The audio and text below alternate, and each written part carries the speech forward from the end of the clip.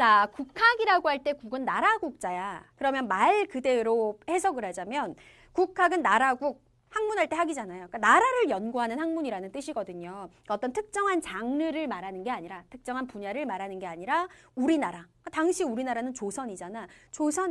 조선의 시각에서 바라보고 조선의 관심을 가지고 여러 분야를 연구하는 모든 것들을 우리는 묶어서 국학이다라고 얘기를 하는 거예요. 지난 시간에 여러분들, 지지난 시간인가요? 실학에 대해서 공부를 했잖아, 그치? 현실 사회 문제 해결에 관심을 가지고 실용적인 학문을 연구하는 게 실학이었잖아. 그러니까 실학 연구와 국학의 연구도 일맥상통하는 거야. 내 나라의 현실에 관심을 갖는 거니까. 자, 국학이라고 하는 게 그러면 어떠한 분위기에서 발달하기 시작했는지 배경부터 한번 살펴보도록 할게요. 자, 방금 말했던 이제 실학자들, 그러면 왜 우리가 농업 중심의 개혁론자 유형원, 이익, 정약용. 그 다음에 또 상공업 중심의 개혁론자 유수원, 홍대용, 박지원, 박재가, 이런 사람들에 대해서 배웠었잖아. 이런 실학자들이 어떤 움직임을 보이기 시작하냐면 그동안 이제 조선이 보여왔던 태도, 중국 중심으로 모든 걸 생각하고 모든 걸 연구하던 중국 중심의 세계관을 비판하기 시작합니다.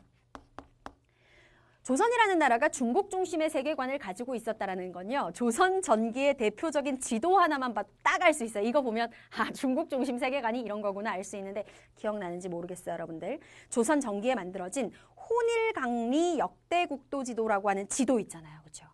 혼일강리 역대국도 지도를 보면 정말 재밌는 게 무엇이냐면 지도의 한 중앙에 한 4분의 3 정도 되는 사이즈로 꽉 차게 어느 나라가 그려져 있어요? 중국이 그려져 있고요. 그 옆에 비현실적으로 크게 두 번째로 크게 그려져 있는 게 바로 조선이에요. 그러니까 세계의 중심은 중국이야. 그만큼 중국을 4대하는 정신을 가지고 있었고 우리 조선이. 그 다음에 중국 다음의 나라는 우리 조선이다. 소중화 사상을 가지고 있었거든요. 이런 중국 중심으로 뭐든지 생각하고 판단하는 이러한 세계관을 비판하면서 어디에 관심을 갖기 시작하는 거야? 우리의 전통. 우리 조선의 전통, 그리고 조선의 현실 문제에 좀 더 관심을 갖는 모습을 보이기 시작합니다. 그래서 중국 중심이 아니라 우리의 시각에서 조선의 무엇을 연구하는 거예요? 지리 분야도 연구하고 우리의 국어 연구도 한글 연구를 말하는 거지. 우리의 역사도 연구하고. 자, 이러한 움직임. 아, 우리의 시각에서 지리도 연구하고 국어도 연구하고 역사도 연구하는 이러한 것들을 우리가 통틀어서 묶어가지고 국학이다라고 얘기하는구나. 이해되시죠? 여기까지는 외울 내용이 아니라 이해만 하시면 돼요. 아, 이런 배경에서 국학이 발달하게 되었다. 알면 되고. 자, 지금부터 이제 장르별로 한번 볼게요.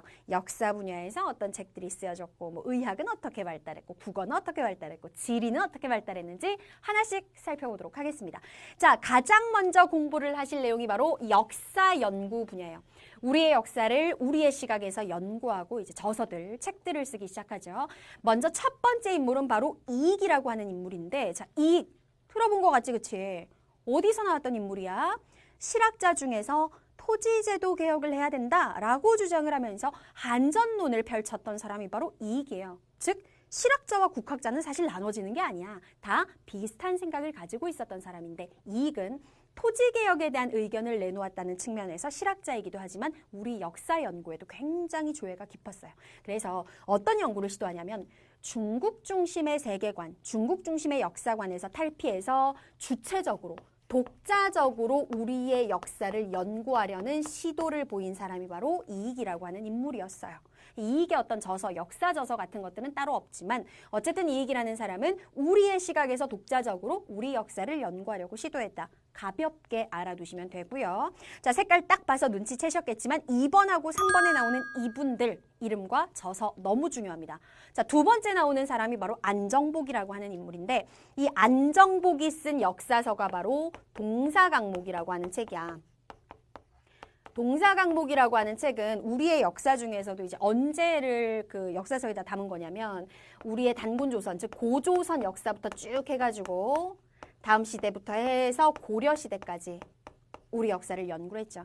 그러니까 우리 역사라고 하는 게 어떤 중국의 영향을 받아서 발달한 게 아니라 주체적으로, 다시 말해서 독자적으로 정통성을 가지고 발달해 왔다라는 시각을 바탕으로 해서 고조선에서부터 고려까지의 역사를 쭉 연구를 해서 책에다 담은 게 바로 동사강목이라는 거지.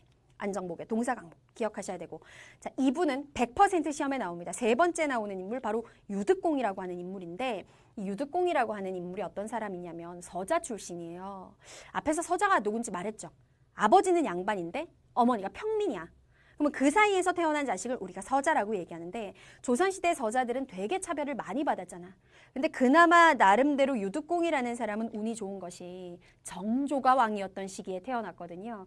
정조가 서얼들에 대한 차별을 굉장히 많이 줄이려고 노력했고, 실제로 서얼들을 그 개혁기구인 규장각에 굉장히 많이 뽑아서 함께 연구를 했다 그랬는데, 그 당시에 정조에게 발탁돼서 규장각에서 활동을 했던 인물 중에 하나야.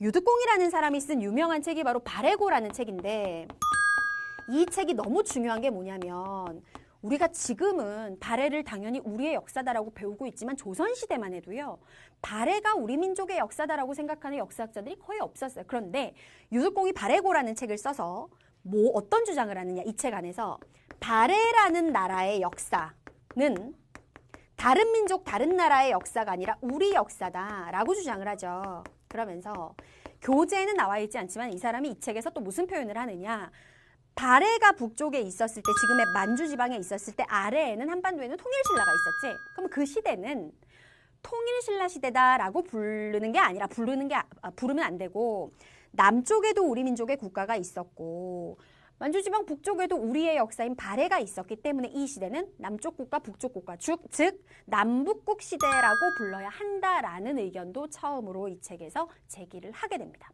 유득공의 발해고 너무 중요하고요. 여기서 또 하나 의미가 있는 건 우리의 고대 역사의 연구 범위를 만주지방, 지금은 이제 중국 땅이지만 만주지방까지 확대했다는 데서 굉장히 큰 의미가 있는 거죠.